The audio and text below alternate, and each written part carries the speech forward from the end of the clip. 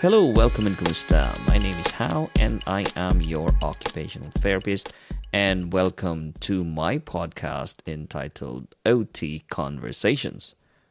This is a podcast about occupational therapy and any other topics relating to the field, be it medical foundations or philosophical foundations, some of my personal and professional opinions and point of view. I am hoping that through this podcast, I'll be able to help out occupational therapy students and clinicians to navigate their way through their clinical practice involving occupational therapy. Right, okay. So, going back, just to an introduction. So I'm walking. We're like news reporters here. I am walking with a student who is spending the day with me in critical care. So at the moment we're walking and we're looking at some of the patients in critical care. If we look at this case scenario in here, what do we have? We have a monitor. Well, yeah, this is BiVAD too. Is it BiVAD or ECMO? Well, that's the one thing that we need to see. That's a balloon pump. That's a ventilator. Yeah. Okay. Can we do washing and dressing? Definitely not. Definitely not at the moment. Okay. Can we do anything else? No. No? Okay. If we're spiritual, we can pray. That's the only thing. That's the yeah. And it was like, yes, yeah. If we're spiritual, that's the only thing we can do for the time being, yeah. And hope. Okay. So that's something that we can do. We are looking at our gentleman who's got a laptop, okay, but in critical care still. So that means I'm sure in critical care, if you've got someone like him, and then he's looking at laptop, it's not about ADL. There's some other activities you can do. You can do like games with them. All right. Yeah, to keep them more mentally alert. Not to be too bored, like being in the hospital, like and kind of like interaction, like just to have like an interaction, conversation, and to help them like cognitively. So with him, you can still do stuff with him because he can do laptop. He can do. Let me see if we've got like if he can operate his laptop, definitely he can do like puzzle. You can even do like things on the table with him, or like stuff as well, like things to keep him orientated. Yeah. Like maybe like you can put a clock in front of him just to know the time of the day. Yeah. And you can have calendar as well, something to look around to know the date. Yeah. At least to know, not like just to help him so that, because I didn't like sometimes if you don't use your brain, you start getting confused and you start losing like a lot of things, like just to keep him like mentally and like orientated, and activities as well. I think very good because I think you have the gist of it. That's good.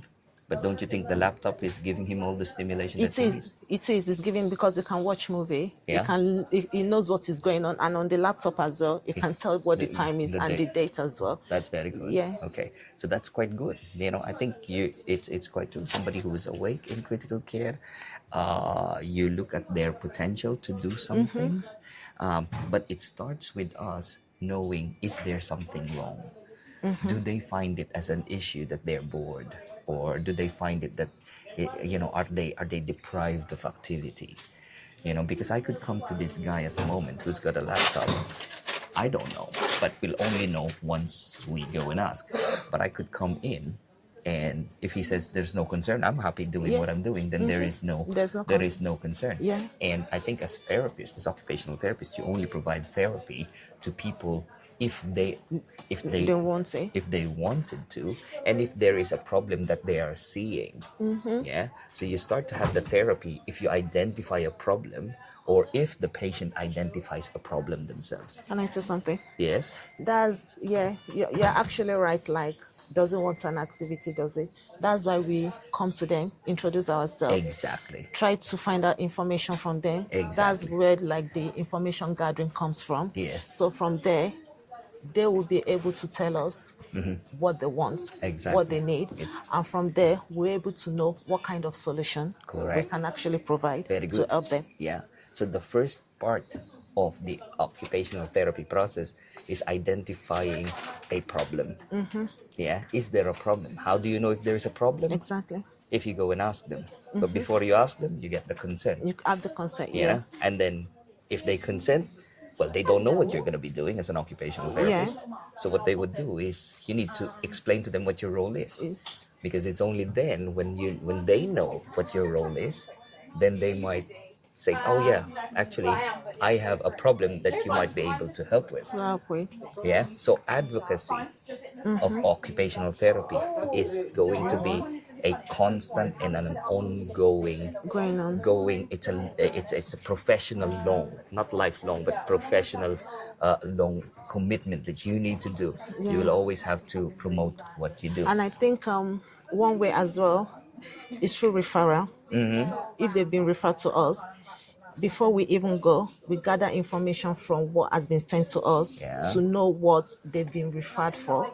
Like, that's where you do your initial thing. So when you gather your information, even though before you see the person, you know, then when you go there as well, you still find more information from them, like you introduce your role, what you are here for, and then from there you can still gather information with the information you've already gotten from like where they've been referred from. That is with the understanding that those people who are referring to you knows what you do. To do, yeah. Because if people don't know what you do, they will not make that referral. They won't, yeah. Yeah. So again, that's where this outside that process, it will be a lifelong commitment for you as an occupational therapist in the future to really be promoting your profession.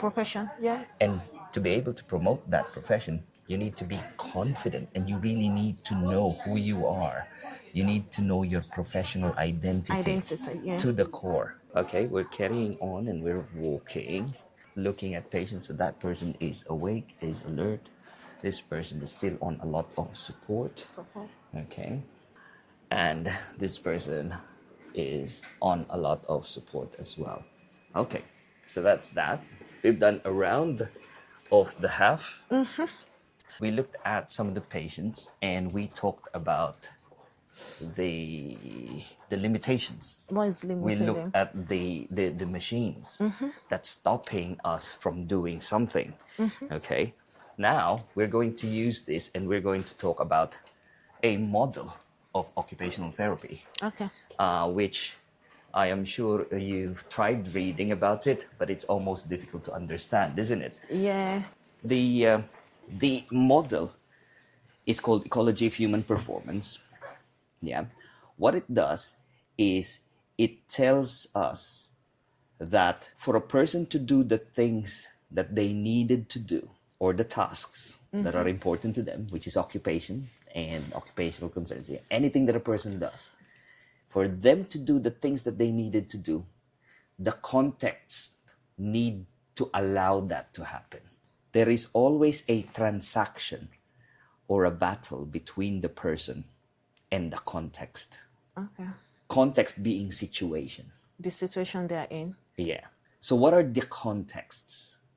How do you understand context? Like the people we've just seen now. Yeah.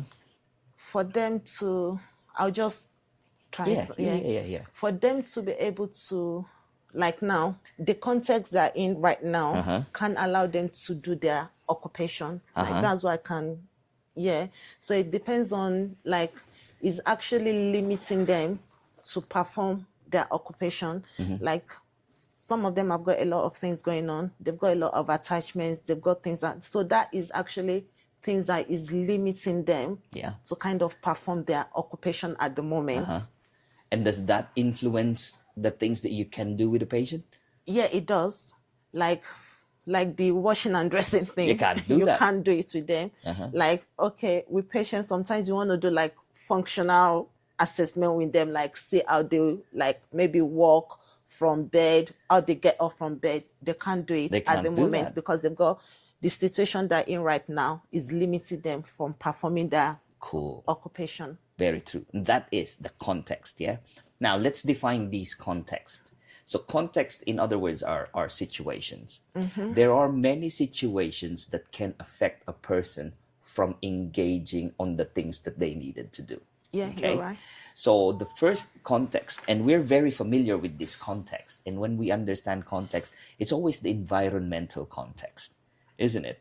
In a lot of training, in the CMOP, it's always environment context, and you think it's the home environment. Home environments, yeah. Isn't it? Yeah, that's true. That's true. And so you can, the context will influence what you can do with a patient. Home environment, yes. Steps, yes. Yeah. But where we are now, it's not an home environment. But also, it is an environment too. It's an hospital. It's a critical care environment. So the context now will have an influence on your intervention. Yeah. Isn't it? If this person is stable and out in the ward, you can do it. You can do it. Like the people we go to see, they are already out. Yeah. Yeah. So you can do it. Like the people we go to see, you can do ADL with them. You can still do functional with them. Yeah. You can do cognitive because they'll be able to answer questions when you talk to them. So like they can still, even if they can't do everything, but there's still some things that they can do because they're already out of this situation. Because the environment is allowing you to do that. Yeah. So environmental context, that will affect a person's engagement.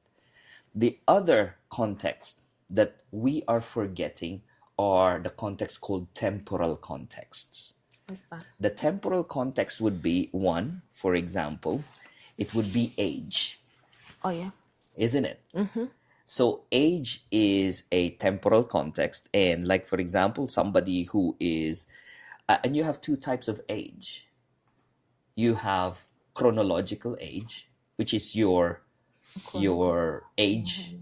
Your real age. Your real age, your body's age, chronological age. And then the other age that will have a factor in what you do is the developmental age. Oh, yeah. Yeah. So, for example, if you have a patient who is 45 years old, but is functioning at the age of 2 years old, that's like developmental. That's a developmental age. Would you expect this person to be independent with their toilet hygiene? No. Probably not, isn't it? Because 2 years old. Because they're functioning like a 2-year-old, not like a 40. Exactly. So they're still like depending on you to do a lot of things for them. Would you expect them to cook? No. Would you teach them to do cooking? No. No, because the limitation is 2 years old. It's 2 years old. Yeah. And what can you do then? The only thing, I think that's a good thing because I've got an autistic child. Of course, yes. She's 9. She's going to be 9. But things you expect for her to do at that age, she can't because she's got developmental problem. Okay. So what I can do with her is like things of that developmental age. Yeah. So you can teach them how to play. Like stacking, perhaps. Exactly. Sorting out. So developmental age has a factor in your treatment. In your treatment, yeah. Yeah. Okay. And thank you for sharing that. Actually, so that's one. So we talked about two contexts: environmental context. The other one is temporal. One is age. Yeah. Okay. And you have two types of age. Another part of the temporal context is the terminal nature of the condition.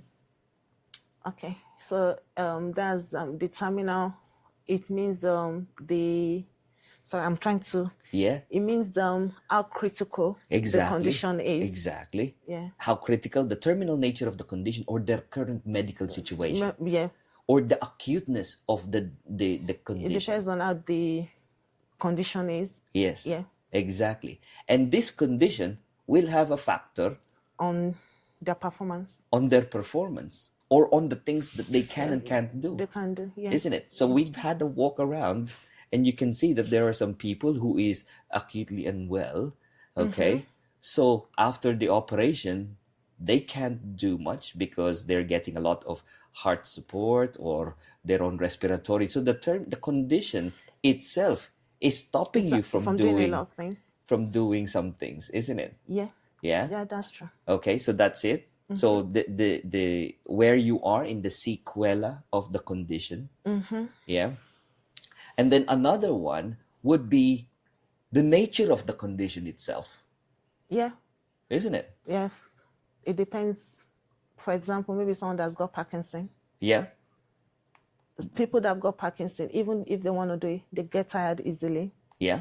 And there's a limit they can do because of the energy and the tremor they have, like holding things, and it actually affects their brain Yeah. as well. Yeah. So, yeah, That's it. And yeah, and maybe like someone that's got diabetes as well.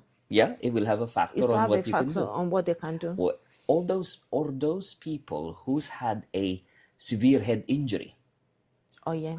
you can't do anything because whatever you do, it'll always be affected. You'd be limited by that head injury and the severity of that brain. condition. I remember, when I was working many, many years ago, somebody who's had the arm is not moving, the left arm is not moving. So I tried to treat the hand to get it moving. All the techniques that I was doing, like restorative intervention. So I was moving the left hand, trying to move it. And then after a while, I realized, why is this not working? Yeah. And then I realized the person had a right craniectomy. What's that? They've removed half the right side of the brain. Oh, so you couldn't get So whatever I do, it's not going to work because the brain that controls the hand it's not getting the signal. it's not even there. Yeah. Isn't it? Yeah. So it took me about a few days of working and thinking, yes, I'm a therapist, I'm gonna get this moving, and come on, move it. I'm encouraging the person, you can do this, you can do it. And the person was doing, only for me to realize the command center is not there. So that's a context. That's the nature of the condition. Therefore, you're going to be left with this. You're going to be left with a problem in the hand. Okay, so we've spoken about those contexts. Yeah, that has a lot of influence. Yeah. So temporal context, we've talked about environmental context. Okay. The other one is the socio-cultural context. Yep. Yes. Should I try and have a go? Sure. You're welcome. So when we talk about cultural, that's like where you come from. I'm just trying to. Yes. Yeah. So like maybe in your culture, there's some things that you can't do. It might be your religion or anything that is. For example, I was going through this. Some of the cases. So I saw like medically, it's not really like I'm just using it as an example. Like this person is a Jehovah Witness, so they don't take bloods. So I'll be like, that's a cultural thing because you can't give them blood because of that belief. Yeah. If I'm right. That's right. Yeah. So sometimes your culture might kind of have influence on the things that, even though you want to do it, but you can't do it because of your belief or something. Yeah. Okay, that's true. It has an influence on what you do. Like, for example, I have worked in some cultures where the sick people are looked after by family members. Yes. Like in African generally, country as well. Yeah. Generally Asian, African culture. So ADL retraining then is not gonna work. It's not a priority of the person, because even if I do the retraining, the person doesn't want to be independent. They have people. Because there'll be people that would be doing it. So you can see how this is influencing our intervention, isn't it? Yeah, that's true. So that's that. Another one is another culture where, like for example, toilet hygiene. So they've had a stroke and the left side is slightly impaired. Personally, they're independent. because they can wipe their bottom using their right hand. But for them, they're Is a not thing. independent because they wanted to use the left hand because the right hand Is against the thing. is used for eating. Eating. And they don't want to do that. So you can see the intervention then, It's not gonna work. even though the person is already independent, isn't it? But you know what you can do Uh-huh. in that kind of situation? Yeah. What comes to my mind is, okay, fine. If they don't want to because of thing, I think what you can do is like bidet tap. There's a bidet toilet Bidet, seat. yeah. Yeah, it's Yes. a bidet that you Exactly. can sit on that can help you. So that will solve the solution. Correct, isn't it? Yeah. But there you go, and that's an option. So your your intervention then is influenced by that. By that. Okay, so we've looked at these like factors that's limiting a person's engagement. Yeah, and this is ecology of human performance. The performance will be affected and influenced by the context. By the context. And whatever you do, you have no control of things because it's the context that is dictating that. The person will always have to be transacting with the context. Context. Does it make it clear? Yeah. It's like Yeah. you're having like a transactional thing to kind of Yeah, it's so nice. It's so practical, isn't it? Yeah. Now, so that's the basic premise of ecology of human performance. Yeah. Okay. What's nice about this model of practice is that it also dictates or suggests 5 areas of treatment. Oh, okay. Yeah. Okay. And I will go with this in the acronym of RAMPS. Okay. RAMP. RAMPS. Yeah. Okay. 5 so areas. so it suggests these type of intervention. So R stands for restorative intervention. Restorative. Yeah. Restorative. Sorry, can you repeat again? Restorative. Okay. You restore. Restorative, yeah. Yeah. So you restore the physical problem.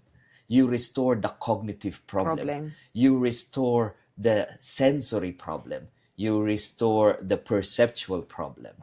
So, for example, in terms of, I just want to, so that I can, if you say you restore like someone that's got problem with sensory issues, maybe put things in their mouth. Sensory retraining. Yeah.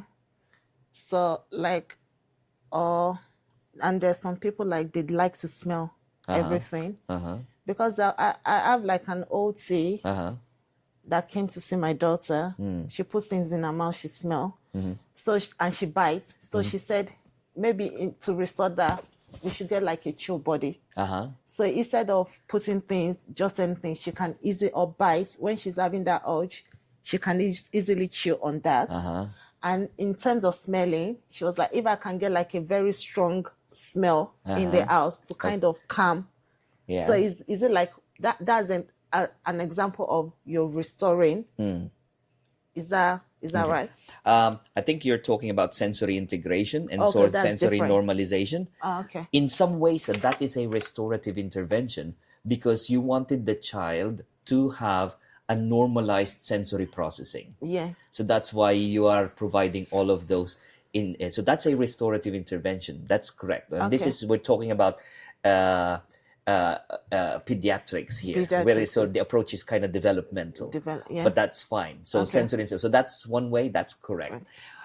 In the context of the hospital, the restorative intervention is if the person is weak, you strengthen them. You strengthen them. Yeah. If the range of motion is limited because of contractures or some incidents, then you do some passive stretches to get that range of motion back. Exercise. Exactly. If the activity tolerance is low, so your endurance is low, you build up the endurance. Yeah, by doing things slowly and extending the amount of time that the person is doing it. Yeah. So that's restorative intervention. And this is now shared with our colleagues, physiotherapists. That when people say, OTs and physios, they kind of do the same thing, The down only because of that restorative component. component, yeah. Yeah. When if your attention is impaired, you provide activities that will resolve the attention. If memory is impaired, you do something that can stimulate so that the person will have a improved memory. Yeah. Memory. If judgment is impaired, you do like restorative intervention to have that judgment, the processing. You want that to improve. So that's restorative intervention. Now, for ADLs, if they cannot dress, if you practice dressing so that they can dress, that is a restorative intervention. Yeah. If you cannot cook and you practice cooking directly, Is a restorative intervention. yeah, you restore. Okay. So on the patients that we've seen earlier on, for those who are in critical care and have developed weakness on the upper limb, if I give them exercises to increase the strength on the upper limb, that's a restorative intervention. Yeah. All right. Okay. A stands for alter. ALTER. And this means that the person, what you do in terms of this, by the definition of this model, right, is you don't change the person anymore because you can't do it. But what you do is you alter the environment so that it will accommodate the person. Like an adaptation. One is that. So, for example, a person can't go upstairs and can't live upstairs. You adapt and made it so that it be a downstairs living. Like a micro environment. So that is alter intervention. So it also means that if you want a person and they can't be safe at home, and you start to recommend the person to go to a care home, that is an alter intervention. Yeah, the person still lives, but they're just not safe. But you make recommendations as to where they would go. So it's an alter intervention. Yeah. By definition, it's when you start to make recommendation as an OT that this person needs to go to a care facility, or you change the entire environment to accommodate the condition and the condition, that's an alter intervention. We're okay there? Yeah. Okay, moving on. M stands for modify intervention. Yeah. So modify intervention is a treatment and intervention where you change the way a person does things. Yeah. So if a person had a stroke and the left side is impaired and they cannot wipe, and say the right side is impaired and they cannot wipe their bottom using the right side, and you teach them to wipe their bottom using the left side, that's a modify intervention. Yeah. If they have had a stroke and you start to teach, they can't do put on their clothes using their normal way, and you teach them one hand dressing technique. Yeah, like even if like someone that's got stroke, if they want to take off their clothes, they go with the good one first so that it will be easy for them. Yeah. Then if you want to wear your clothes, you use the bad one first. Put it on the bad hand first. Bad hand over the head and next to that. So that's a modify intervention. Yeah. You teach them, but you modify the techniques. So that's one way of modify intervention. Another method for modify intervention is when you use adaptive aids. Yeah, like sock aid. Sock aid. Well done. Raised toilet seat. Yeah. If the problem is they have difficulty and you want them to be able to do it with ease, and you use a sock aid to do that, then that will be a modify intervention. Or grabber. Exactly. So all of these that you're doing will then fall on the category of modify intervention. Yeah? Yeah. You're with me so far? Yeah, I am. Good. And then, so we've done R, restore, alter, modify. On to the fourth treatment is called preventative intervention. Okay, yeah. Preventative. So prevent intervention is like, it looks like restorative, it looks like modify intervention. But can I give an example? Yeah. Like maybe you've got someone from like maybe you've got someone that kind of climbed on the window maybe still, I'm just saying for example, and you feel like it's not safe. So in order for you to prevent them from kind of harming themselves, you can use something to kind of block that thing. Correct. So that it will stop them from hurting themselves. So that means like you're preventing harm in a way. Cool.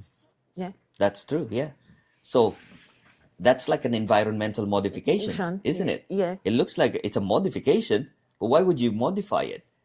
To prevent problems from taking place. Yeah. Yeah. So that's why you would do the preventative intervention. Another way is, for example, so this is where you use adaptive aids. For example, I give you a perching stool to when you're having like grooming to stop you from falling. From falling, yeah. That's a preventative intervention. And yet it looks like a modified intervention, isn't it? Yeah, it kind of looks the same. Exactly, yeah. Or like shower chair. Yes, in the shower. To stop you from yeah. If your purpose is to prevent things from happening, then that becomes a prevent intervention. Yeah. Another way, like for example, somebody who's had a stroke, and you know that the person is not moving the hand anymore. Like that guy that I mentioned to you who had a hemicraniectomy. Then I realized, hey, I'm not going to move this hand anymore. We can't get this person moving this hand. But I still went on doing some passive stretches with the guy.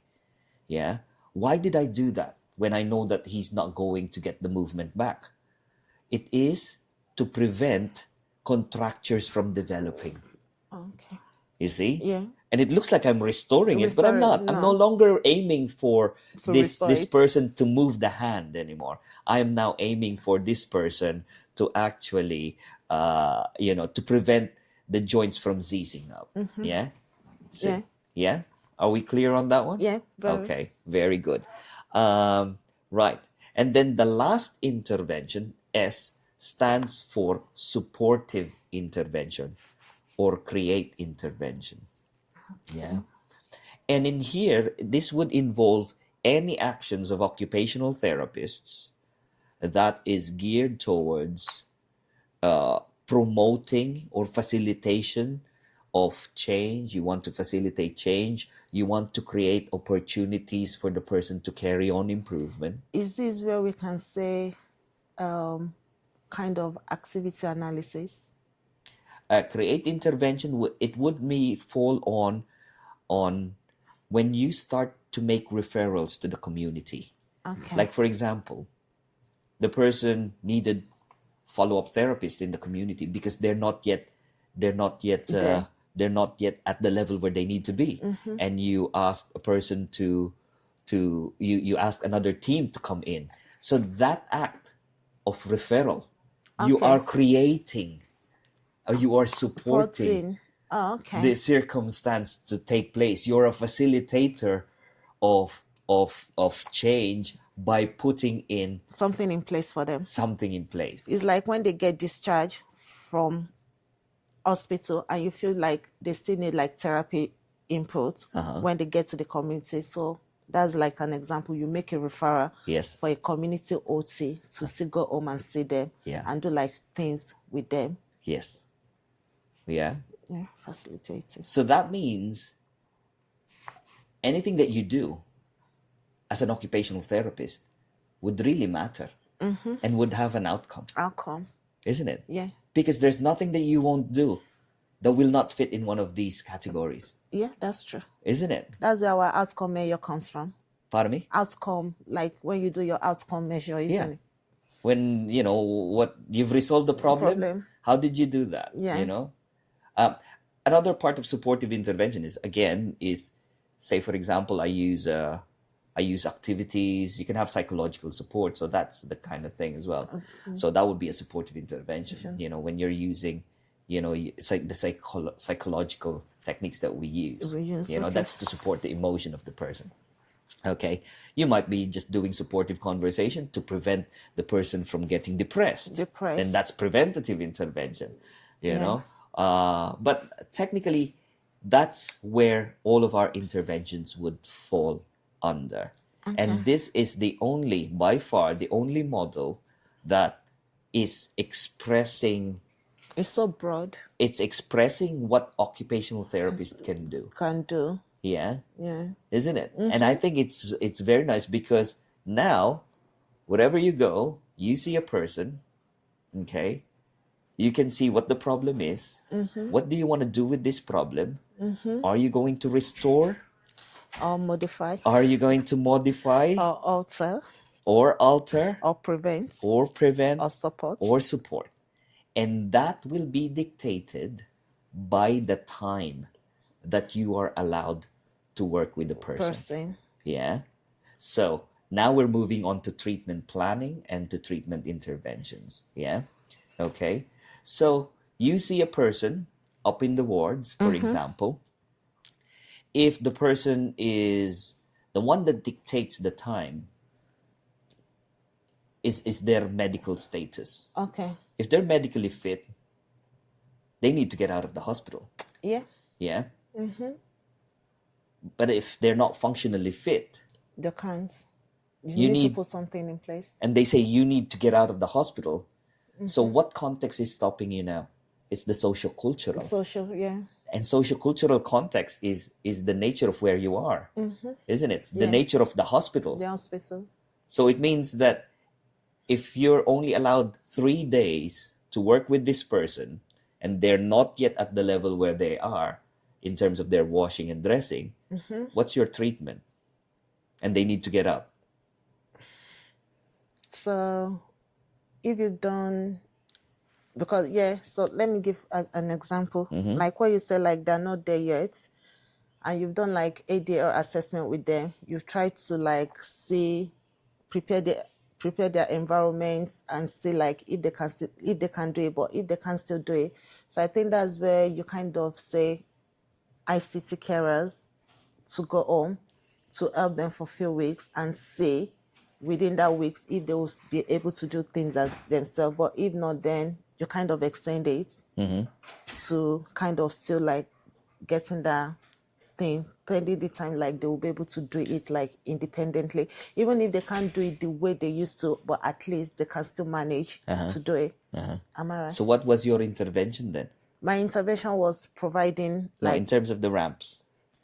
So in terms of when you refer them to the community therapy team, I'll be like supportive intervention. Correct. Yeah. Because you were only given 3 days to work with the patient. Patients, yeah. Isn't it? You cannot guarantee safety, but for a short period of time where that's been dictated to you and you have no other means but to actually support because you cannot do it. But if you are working in a rehab facility where you're allowed to work with a person for a long time, for 2 months, can you do the washing and dressing training? Yeah, you can do it. And if you do that, what intervention would that be? I'm thinking too. Is it that restorative? Restorative. Yeah. You can do that. Yeah. Very good. Yeah. Because if you know for certain that they can be independent with a lot of practice. And to be able to restore that, you need to make sure that the mind is intact, the body is intact.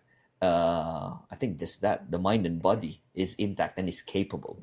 And the structures are intact. That's what I meant about the body. Yeah.